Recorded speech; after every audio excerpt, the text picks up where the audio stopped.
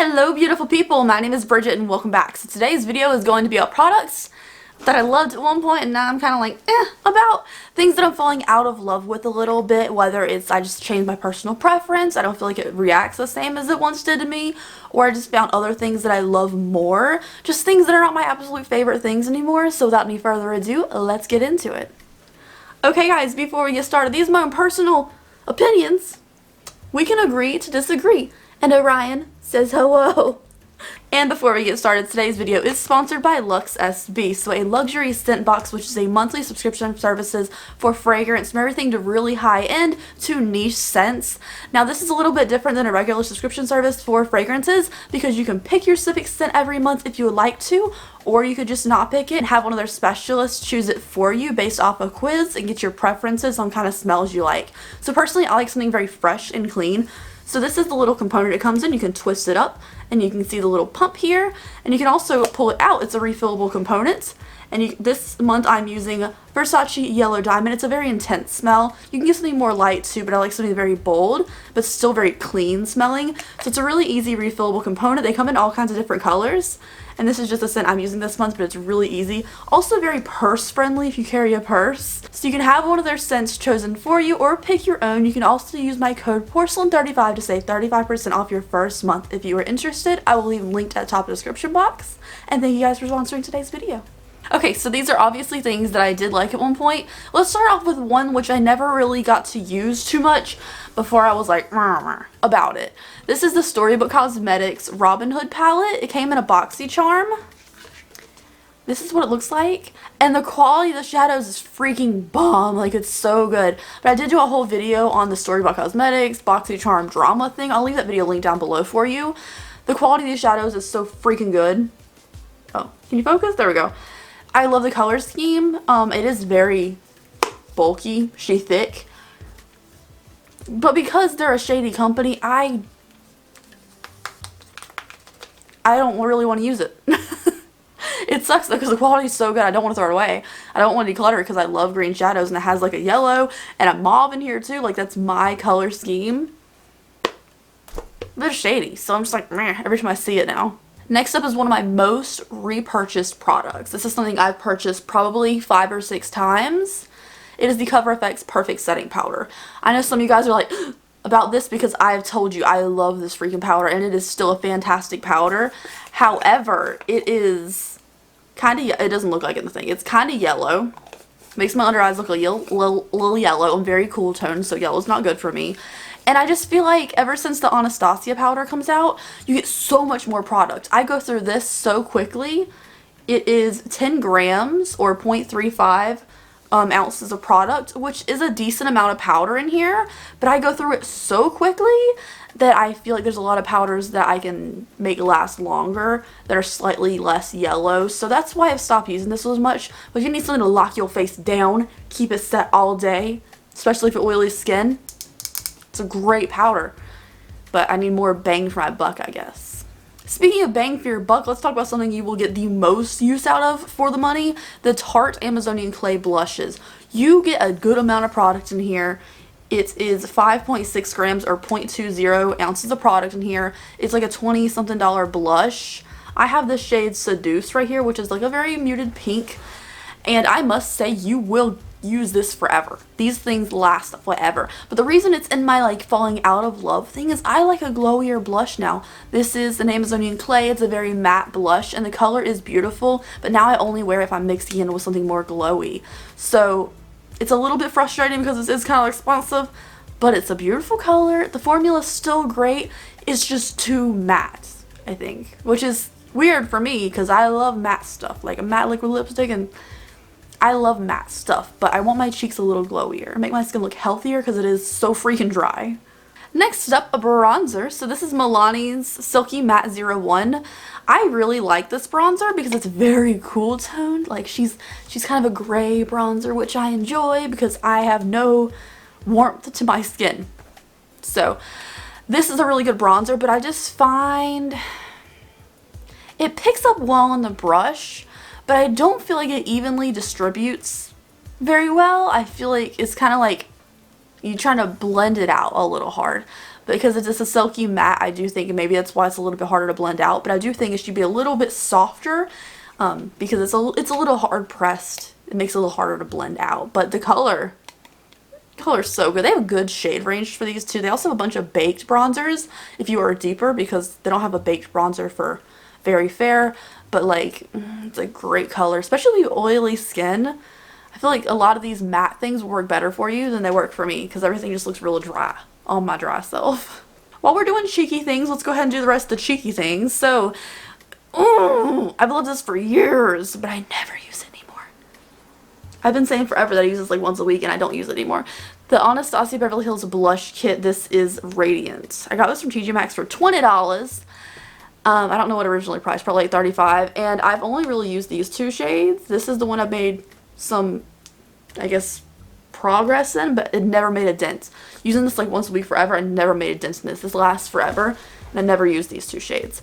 But for me, I feel like this is a really thick blush palette, and I have individual shades now that I like more, so I never find myself reaching for this anymore. But I don't want to declutter it because like I spent $20 on this. That's a really pretty pink, but I feel like there's like some other pinks now that I enjoy more. Especially because this isn't the most pigmented, it's kind of a buildable blush. I don't know. It's great, but it's bulky. Alright, last cheekity thing. Jeffree Star Cosmetics Platinum Ice Palette. Don't kill me. Okay. It's a great palette.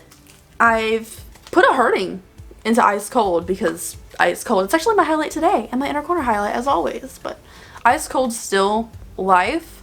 That's why I've made a big hurting on this one. But I feel like when it came out, I liked the different tones in it, but the only two shades that weren't hard panned were Ice Cold and Lavender Snow. The rest of them got pretty hard panned pretty quickly. I've said that before. I've done tape and to take all the hard layers off of it. But it's just a lot of work to use the rest of the shades in here. These two shades are still great. This Pink Chill shade was apparently like his subtle highlighter formula, which doesn't sound very Jeffree Star at all. And the rest of them are just very hard pressed, so it's hard to get like the color off of them, like the green one and stuff, and the silver, green one, silver, even this yellow. It's a lot of work. You gotta like dig in there and like hope it comes off on your face, mix it in with Ice Cold Lavender Snow to make it work. It's a lot of work. But again, I was always excited for anything that has Ice Cold in it because Ice Cold is amazing. Okay, so I don't know what this move was, but the LA Girl Glide Gel Liner in white. Is it called white? It's Whiten. It's a white eyeliner. I love the Shockwave neon eyeliners from LA Girl. They are so good. Like, they're $3. They're on sale on Ulta right now for, I think, like less than $3. The neons are so freaking good. I'm sorry about the outside noise. But this one, I feel like it's very, very soft, don't get me wrong, and there's color in there. But when you sharpen it, all hell breaks loose. Like, I finally got it to sharpen to a normal tip on this. But it's a very, very sharp plastic it's made of on the outside.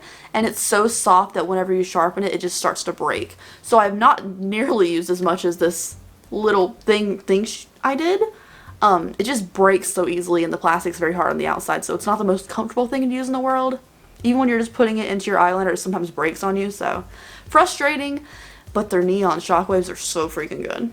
Alright, one more Jeffree Star thing, then we have some base stuff. So, Jeffree Star Cosmetics Thirsty Palette. I gave this a great review when it came out. I even compared it to, like, Jeffree vs. Manny when his Life's the Dry palette came out at the same time, and this is a great palette. I'm really glad he let go of this pressed glitter formula. It's not it for me. But it is very soft. It's not like gritty, which is good about a pressed glitter. But for me, I never find a purpose for this color scheme. I never have a time where this is what I'm reaching for. I feel like the colors in the center of the palette are very random. Other than maybe these two, they all feel very random. And if we took away these two shades, would people have wanted it? I don't know anymore. I thought the Kumquat shade, like, performed nicely. The shadows perform well. But, like, there's never occasion where this is the thing I'm thinking of using. Please let me know if you have this palette and use it down below. I would love to know if anyone actually uses it all the time. But I don't even see this in people's videos anymore. So, Alright, next up is the Laura Mercier Hydrating Primer, and I have a reason why this is my favorite anymore. They came out with a new version. It comes like a little blue bottle, and it's so much better, and I love it so much more. So I got a couple uses out of this. I really didn't use it that much, really.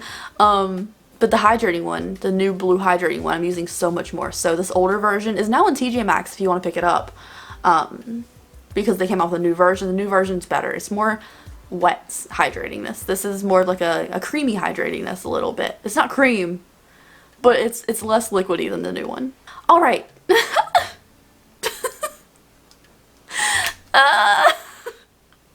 Don't hate me. I've praised this foundation for so long. Please don't be mad. The Face Tape by Tarte. The Shape Tape was but the Face Tape, I freaking adored this when it first came out. And it's still a good foundation. I'll wear it once in a while. I wore it once earlier this week, actually. And even then when I put it on, I was like, you know what? There's some other ones that came out recently that I like more. Because this is neither a matte foundation that's going to last a really long time on you, and it's not a dewy foundation that's going to be like really hydrating looking on your skin. It's kind of in the middle. I wouldn't even call it a satin. It's somewhere, it's just kind of flat now. I really do think it gives you a beautiful coverage. It really evens out your skin tone, and it's very nice. However, I do have to set my smile lines with powder to make sure they don't crease on me with this foundation for a long period of time. And it doesn't do anything very hydrating or long wearing. It's somewhere in between that's not like my personal preference now. So whereas I've worn like a decent amount of this, I'm not reaching for it as much anymore, which sucks because it's a really good foundation. But yeah. Okay, so these last two products I have backups of. That's how much I thought I was liking these things originally.